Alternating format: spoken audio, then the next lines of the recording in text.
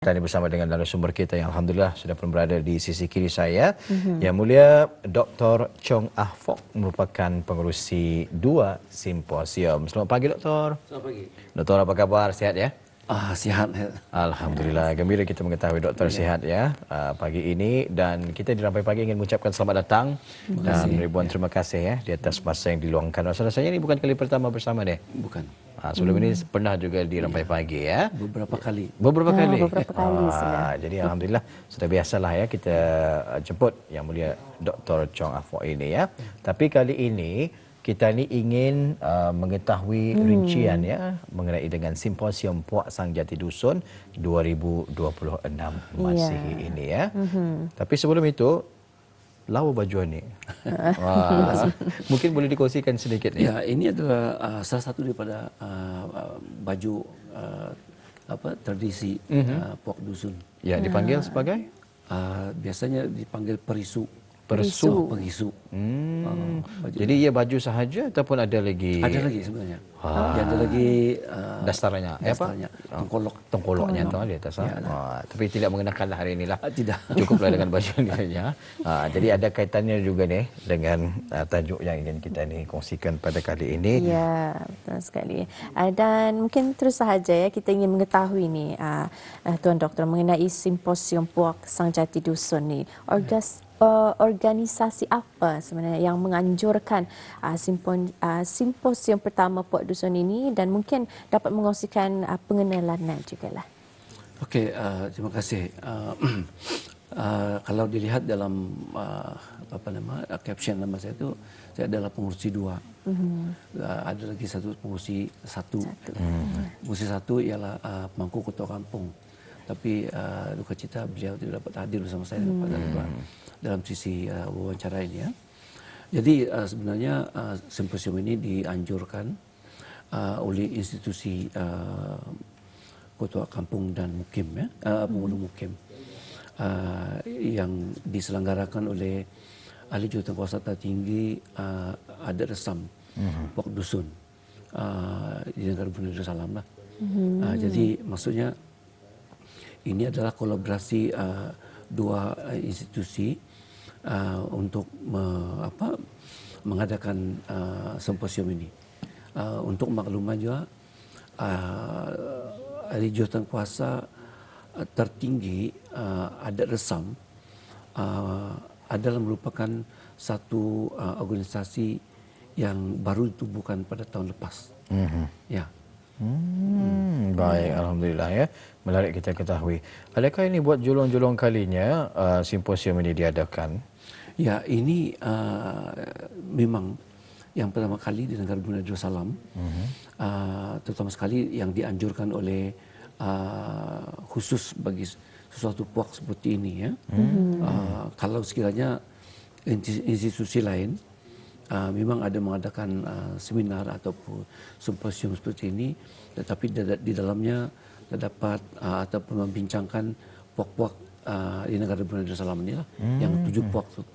Tapi di sini kita khususkan satu saja, yaitu khusus untuk puak dusun dan Bisaya, 2 puak sebenarnya. Dalam simposium ini nanti ya. Baik. Jadi untuk seterusnya ini kita ingin mengetahui ini berkenaan dengan simposium ini lagi ya. Bagaimana timbulnya idea ya untuk menganjurkan simposium ini? Ya,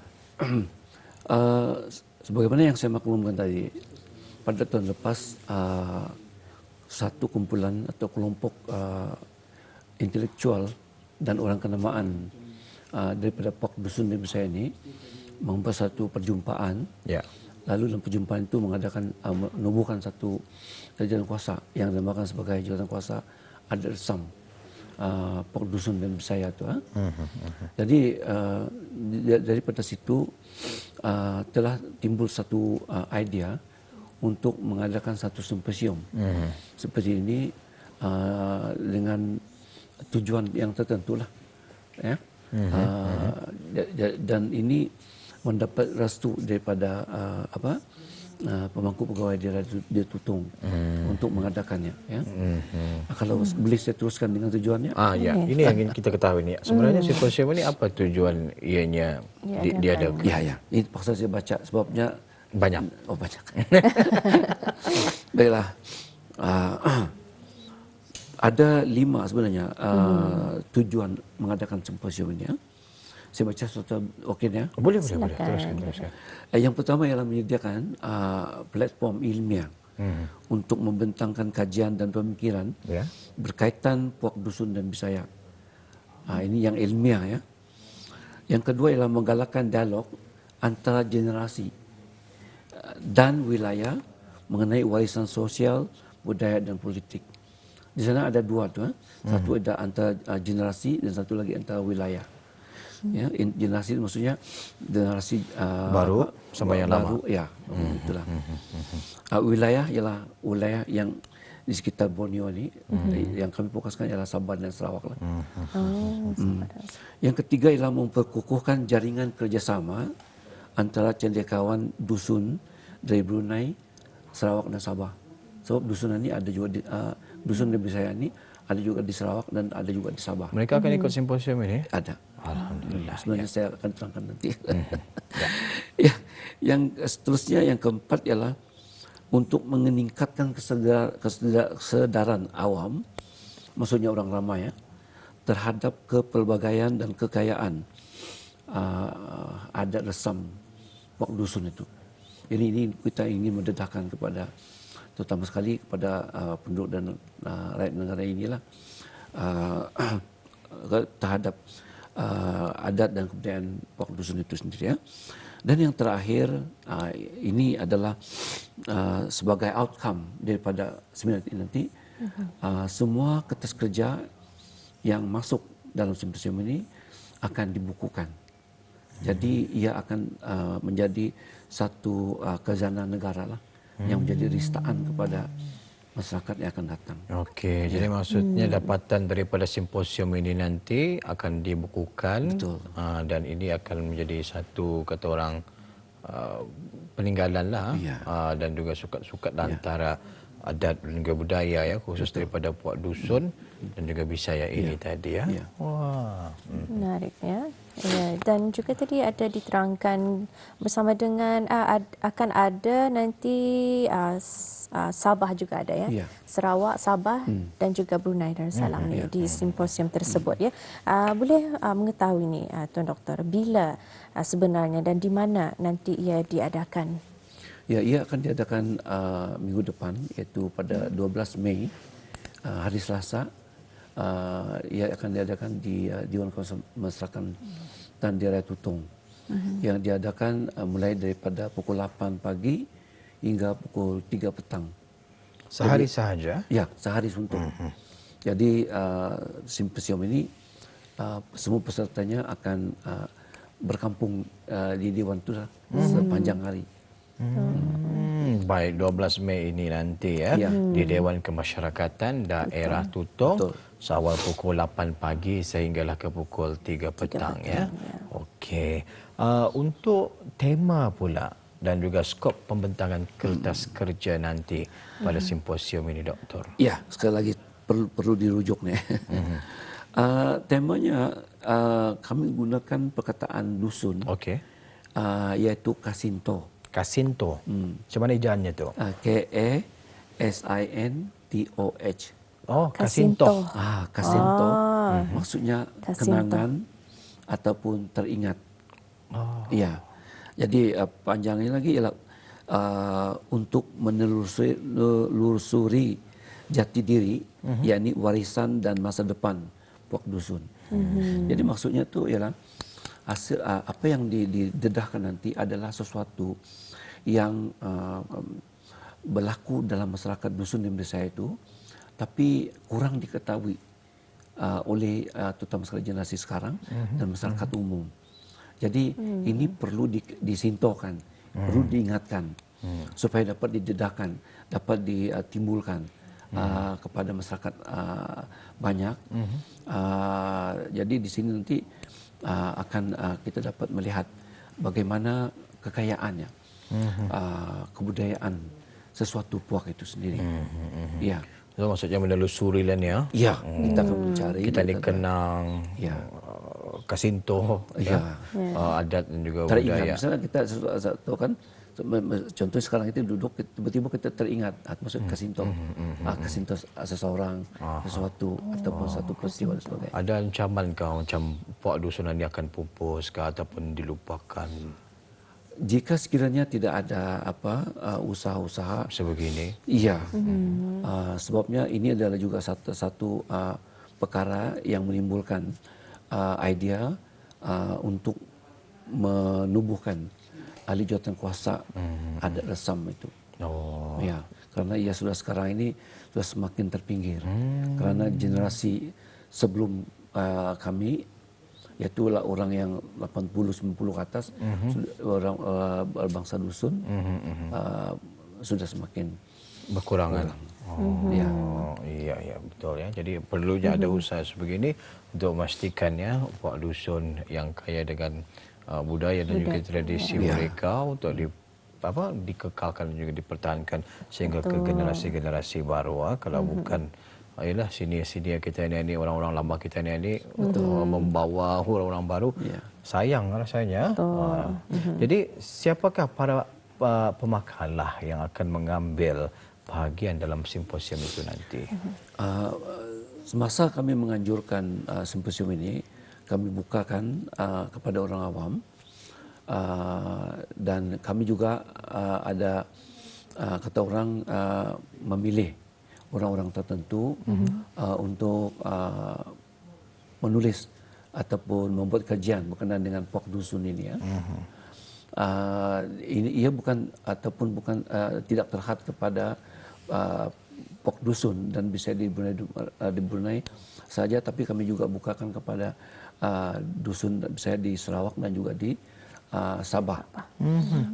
Tapi pada saat akhir kami hanya menerima satu dari Sabah dan yang lainnya dari Brunei. Dan satu perkara lagi yang membanggakan dalam simposium ini, kebanyakan pemakalannya boleh katakan 99% adalah pemakalah yang terdiri daripada yang ada darah puak dusun. Sebagai contoh, saya sendiri walaupun nama Cina, tapi ibu saya orang dusun dan saya. Begitu juga yang lain-lain tuh. Sama ada ibu mereka orang dusun ataupun bapa mereka orang dusun. Jadi dalam seminar itu nanti ataupun simposium itu nanti boleh katakan keseluruhannya diambil bagian oleh orang dusun, termasuk yang dari Sabah. Dan dari Sabah. Yang dari Sarawak ada wakil? Belum, sebab mereka juga ada terlibat dengan satu kongres di Kalimantan. Okey, jadi tetapi ada perwakilan yang hadir ke Brunei? Sejauh ini saya tidak nampak ada, sebab ada kekangan. Sebab masa ini simposium diadakan masa hari bekerja. Hari ini mungkin ada satu kesukaran untuk mereka hadir. Walau bagaimanapun secara bubble lisan ada mengatakan akan hadir. Ya, nanti ya. Tapi dibukakan untuk orang ramai ya. Orang ramai ya. Anda kira semestinya puak dusun tidak saya. Ya, tidak semestinya. Dan satu perkara lagi selain daripada pemakalah tadi, yang membanggakan kami ialah berkenaan dengan penyertaan. Sehingga semalam lebih 100 peserta yang mengambil bahagian. Peserta maksudnya apa ni? Yang mengambil bahagian untuk menghadiri seminar simposium itu nanti. Yang ingin menyaksikan nanti ya. Ya. Bukan pembentang lah. Bukan. Pembentang hanya ada 12 pembentang makalah, tapi pembentangnya lebih lah. Sebab ada makalah yang dibentangkan, satu makalah tu ada pembentangnya 2 orang. Ada ya. Jadi sejauh ini berapa jumlah kertas kerja yang sudah diterima dan apakah perkara yang dibincangkan ni, Doktor? Ya, sejauh ini kami menerima 12 kertas kerja yang akan dibentangkan dan 4 kertas kerja iringan. Maksudnya iringan ini adalah kertas kerja yang tidak dibentangkan. Jadi kertas-kertas kerja ini merangkumi tema dan subtema yang telah digariskan lebih awal, yaitu yang meliputi budaya, bahasa, ekonomi, politik itu kepemimpinan lah. Dan juga ada satu kertas kerja yang menarik ya, kertas kerja perbandingan, yaitu budaya dusun dengan Melayu. Okey. Ini agak menarik ya. Tapi sayangnya kertas kerja ini hanya dijadikan sebagai kertas kerja iringan saja, bukan dibentangkan. Ya. Walau bagaimanapun kertas-kertas kerja yang dibentangkan, saya rasa ada beberapa penemuan yang baru lah ya. Terutama sekali yang membanggakan ialah satu kertas kerja yang kalau boleh saya sebutkan di sini ialah yang akan disampaikan oleh pengetua pusat sejarah berkenaan dengan seni sastra lisan di kalangan masyarakat dusun yang sekarang ini sudah kata Melayu tingginya langka, tidak ada lagi dia. Tapi beliau dapat menyimpan perkara ini dan berjanji akan cuba memperdengarkannya kepada audiens pada masa itu nanti. Wow. Ini adalah satu perkara yang kita perlu usahakanlah. Sebagaimana tema tadi, kita ingin menelusuri dusun itu kan sebab kewujudannya bukan satu abad atau 2 abad. Ya sudah sejak dulu, tapi sebagaimana umumnya sesuatu bangsa, suatu puak, bila dia wujud, ia tentu bersama-sama dengan budayanya. Jadi budayanya itu harus kita lihat atau ditunjukkan. Bukannya yang asimilasi ataupun dipusi oleh budaya-budaya asing yang sekarang ini sudah semakin banyak masuk ke negara kita. Masya Allah ya, menarik kita mengetahui ya mengenai dengan perkara ini. Alhamdulillah ya, gembira apabila kita mengenai tajuk sebegini. Sedikit sebanyak dapatlah juga kita ni mengetahui ya mengenai dengan Puak Sang Jati Dusunan ya. Sebelum itu Sang Jati Dusunan ini menggunakan bahasa apa? Bahasa dusun. Bahasa dusun. Sebenarnya dia ada dua tu, dusun dan Bisaya. Dalam perlembagaan kita Negara Darussalam, bukankah kita terdiri daripada 7 puak kan? Ya. Brunei, Kedayan, Tutung, Belait, Murut, kemudian dusun dan Bisaya. Walaupun dusun dan Bisaya digurikan berbeza, namun kalau dari segi bahasa boleh dikatakan 85% hampir sama. Ya, hanya perbezaan dari segi dialek saja. Begitu juga dengan dusun di Brunei, ada perbezaan dialek juga. Bukannya satu bahasa. So maksudnya dusun di Brunei itu bukan satu sahaja, ada dusun yang pelbagai. Ada. Maksudnya dusun macam mana itu? Yang ini juga akan dibincangkan nanti. Dia didedahkan dalam simposium itu nanti. Kalau tadi kan macam kalau Kedayan itu kan ada Kedayan Jerudong, ada Kedayan apa? Di mana sebelah ni? Subok. Ada Kedayan dia ni. Begitu juga Melayu Kampung Aing. Melayu di darat. Dusun ini sebenarnya kebanyakan mereka tinggal di daerah Tutung. Namun daripada kawasan tanah pantai sampai ke bukit di pedalaman bahasa dusun itu dituturkan dengan dialek yang ada sedikit perbezaan. Begitu. Ya, jadi di situ ada perbezaan lah. Apa ekspektasi orang ramai apabila menghadirkan diri ke simposium ini nanti? Ya, ini yang menarik. Pertama sekali daripada feedback ataupun maklum balas apabila kami mengidarkan iklan perkara ini. Jadi pertanyaan mereka ialah apakah yang akan dibawa dalam simposium itu nanti. Jadi maksudnya ini adalah apakah ekspektasi orang. Kalau kita misalnya mengadakan simposium itu tidak ada apa-apa sesuatu yang baru yang mereka dapat, mungkin ia tidak akan menarik minat mereka. Jadi pertama sekali dapat saya katakan ekspektasi orang ramai di sini ialah untuk melihat apakah jati diri dusun itu sendiri, dari segi budayanya, dari segi bahasanya, dari segi kepemimpinannya, dan juga dari segi ekonominya. Ya, jadi dari situ mereka nanti akan dapat melihat sejauh mana perubahan puak dusun itu berbeza ataupun bersama daripada dusun-dusun sebelumnya. Ya. Menarik ya. Jadi mudah-mudahanlah ya sampai pada simposium itu nanti banyak sebenarnya budaya ya dan juga tradisi daripada puak dusun ini tadi.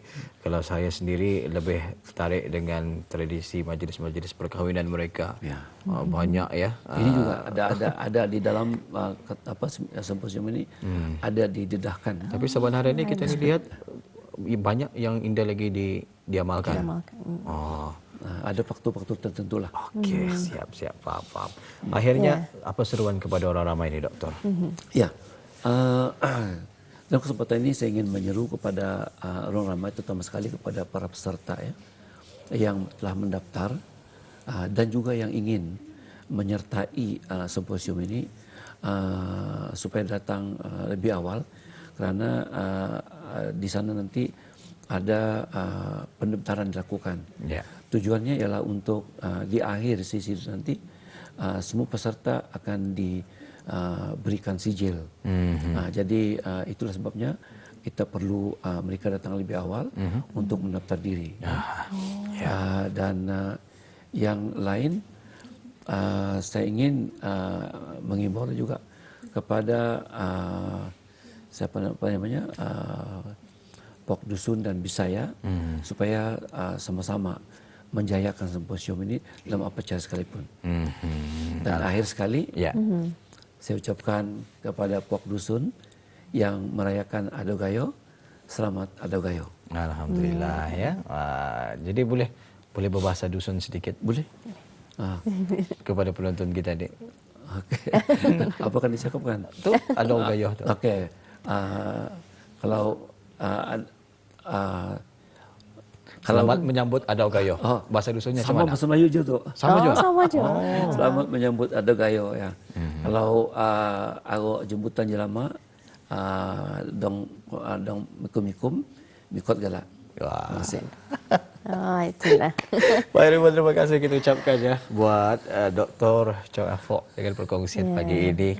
Menarik kita mengetahui ya. Mudah-mudahan simposium ini akan berjalan dengan lancar, mendapat sambutan yang sangat menggalakkan, bukan sahaja daripada puak dusun, malahan juga daripada puak-puak lain, para pengkaji, ya, researcher yang ingin mengetahui dengan lebih dalam lagi apa dia dan juga budaya dusun juga Bisaya ini, insyaAllah akan ada dapati nanti menerusi perkongsian simposium tersebut. Jadi berjalan lancar hendaknya. Amin. Mudah-mudahan ada kesempatan kita ni lagi untuk bersama di lain waktu dengan perkongsian yang lain pula, Doktor ya. Sampai jumpa lagi. Terima kasih. Terima kasih.